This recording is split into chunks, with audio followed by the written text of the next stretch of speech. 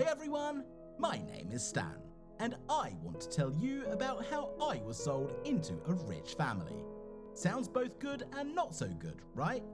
Well, I have a whole story there involving pains that never came to fruition. Interested to know how it happened? Then watch my story until the end. As you probably realized, I grew up in a poor family. I don't have a father. My mother said there essentially wasn't one. She got pregnant by a guy who disappeared almost immediately. She decided to give birth to me, but it was very hard, although she didn't complain. My mother is a very smart woman. She was always twisting and turning in her life to survive, and she was very good at it. She did all sorts of things. Once, she even got into a marketing pyramid scheme. If you have not heard of it, I advise you to read it. It has its own elaborate scheme built on money and idle chatter. My mother was not afraid to invest all of our money there. And at the last minute, not only did she get her money back, but she was also left with a big profit. Yes, our life was not ideal because we had to lie to someone all of the time. But it was necessary to survive. I was so used to it that for me, lying was almost my main tool for survival. The people who tried to deceive my mother never understood how she did it, because everything seemed to be according to the rules, but they lost and we didn't. Sometimes my mother would get serious people to cheat. She would play poker with them and win. That money was enough for us. We even accumulated a small fortune and planned to buy ourselves a house or an apartment. You know, sometimes I got tired of our lifestyle. I wanted a simpler and quieter life, but we were not destined to live any other way. Except for that one day, when my mother and I returned from our walk, we found that our rented apartment had been burglarized. They had taken everything, even the furniture, and no matter how many times we went to the police, asked our acquaintances, nothing helped.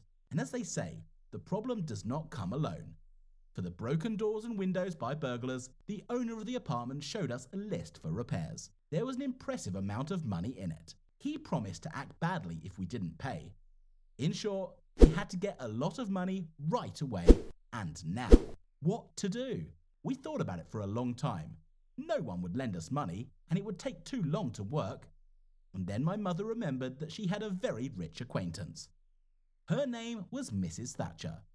She was an old lady that my mother had met her at a casino, and they had become friends. Of course, Mrs. Thatcher was a peculiar aunt, but she had money. For some reason, she was always asking about me, and she liked me. Mum said I looked just like her dead son, and then my mum and I had a plan. We have to use her sympathy somehow. How? We'll go visit her. You behave yourself, you're a smart teenager, so you'll be fine. And then what? If she offers to let you spend time with her, read for her, maybe go for a walk sometimes, have lunch, generally act like her son, agree? It's just that she already asked me once if I wanted to sell you to her. Are you serious? Don't worry, little Mousie, it's for our own good. She'll play mother-son and bring you back, and we'll get our money's worth. And what if she doesn't? Then I'll think of something else. I'll make money and give her the rest of it for you. I'll get you out, just trust me. All right, if you think that will work, go ahead. We went to her house, and she and my mum talked for a long time, and then the old lady called me in. I pretended to be a diligent boy, helped her up from her chair, brought her tea, behaved quietly. We spent most of the day at her place, and at the end, Mrs. Thatcher asked my mother, "Have you changed your mind about her proposal?" "Mrs. Thatcher, with all due respect, that's my kid." "Well, just think about it. I hear you're in a bit of a bind right now. You could use the money. Your son is coming to live with me, not some stranger. I don't even know how he's going to react." "Well, just tell him you're gone. Time will tell."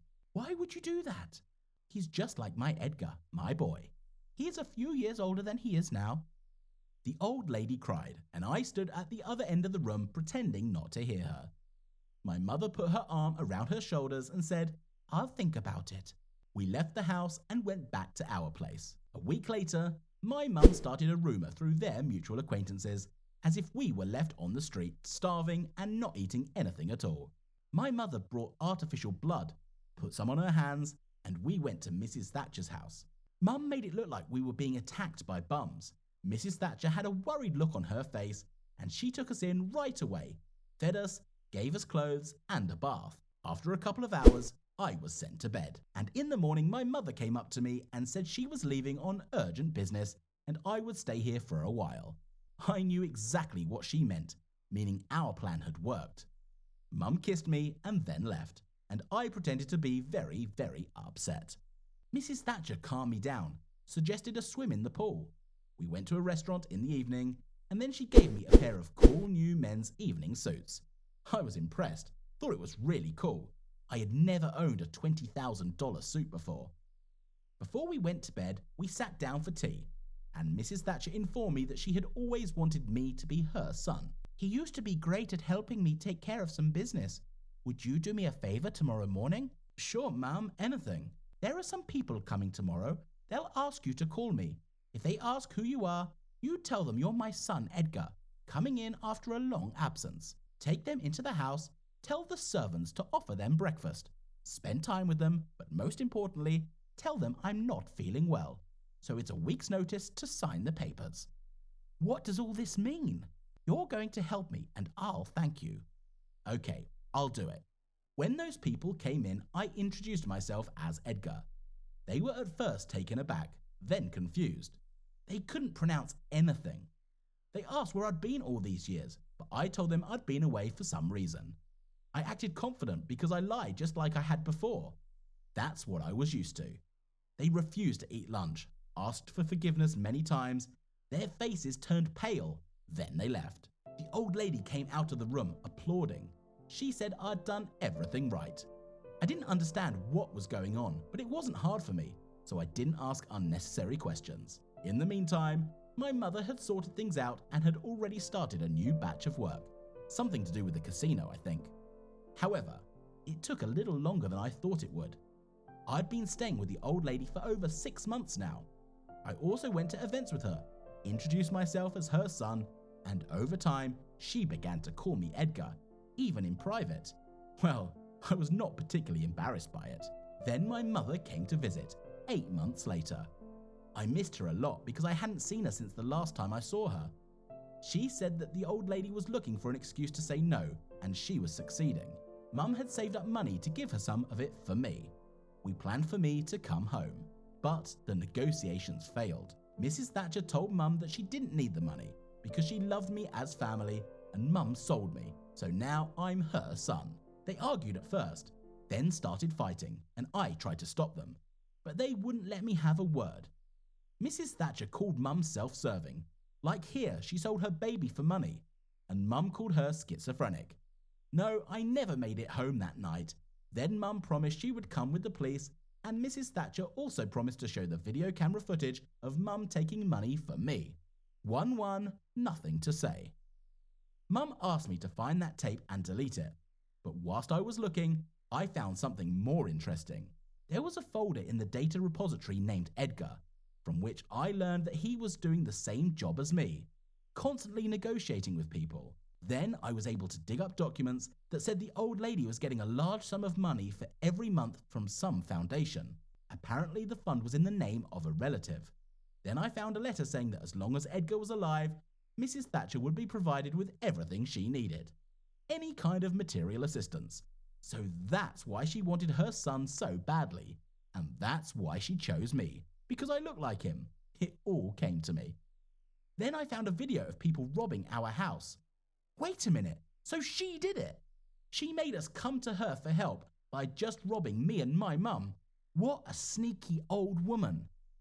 Just as I downloaded myself a video, getting ready to call my mum, the old woman came into the office. She noticed me and I told her I was bailing. At first, she tried to talk me down, then she threatened to hurt my mum. But I already had my backup and I got the information I needed out of her and recorded it on my tape recorder. A little later, my mother came.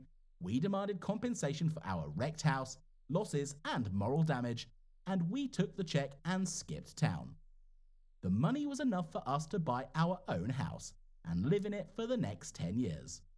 I agree that the situation was so-so, but the rich have their quirks, as they say. Tell me guys, did you like my story? Write your opinion about it in the comments below the video. Don't forget to like it, share the video with your friends, and subscribe to the channel.